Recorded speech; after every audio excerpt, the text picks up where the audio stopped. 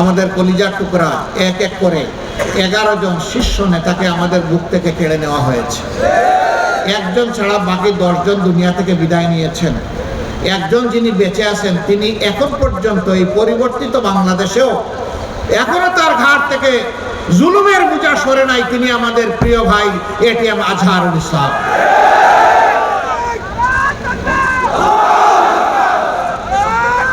আমরা সরকারকে যথেষ্ট সময় দিয়েছিলাম।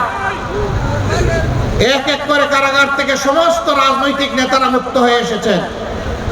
এটিএম আজহারুল ইসলাম যখন বন্দী হন তখন ছিলেন তিনি বাংলাদেশ জামাত ইসলামের ভারপ্রাপ্ত সেক্রেটারি জেনারেল।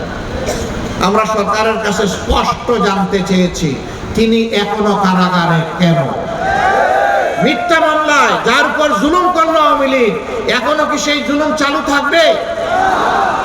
এই জন্য এই দলের একজন ছোট্ট দায়িত্বশীল হিসাবে আমি ঘোষণা করেছি যে আজহার ভাইকে ভিতরে রেখে আমি আর বাইরে থাকতে চাই না।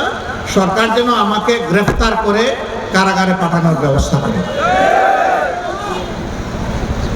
আমার সম্মানিত ভাইয়েরা, আজহার ভাইয়ের মুক্তির সাথে সাথে বাংলাদেশ পুরোপুরি মুক্তি পাবে না, তবে একজন মুসলিম মুক্তি পাবেন ইনশাআল্লাহ। বাংলাদেশকে মুক্ত করতে হলে এই দেশের যুব সমাজকে এগিয়ে আসতে হবে। আমি যুবকদেরকে অভিনন্দন জানাই, স্যালিউট জানাই।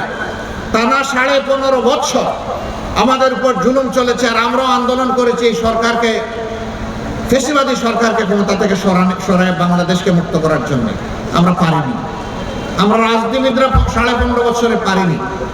কিন্তু সেই সমস্ত কষ্ট, দুঃখ, যাতনা, জুলুম একত্রিত হয়ে যে শক্তি তৈরি হয়েছিল আমাদের ছাত্রদের নেতৃত্বে, সেই শক্তির বলেই আলহামদুলিল্লাহ বাংলাদেশ মুক্ত হয়েছে ফ্যাসিবাদের কবল থেকে। এই জন্য আমাদের সন্তানদের এই অভিনন্দন পাও না, আমি তাদেরকে আবার অভিনন্দন। আমি এদেশের আপামর যুব সমাজকে আহ্বান জানাই, সমাজ গড়ার জন্য দায়িত্ব নিতে তোমাদেরকে এগিয়ে আসতে হবে।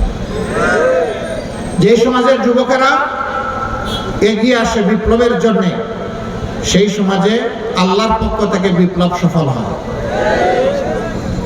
আমি শুধু যুবকদের কাছে দুটা জিনিস চাই, একটি হচ্ছে গভীর দেশপ্রেম, আরেকটি হচ্ছে আল্লাহ তাআলার ভয়।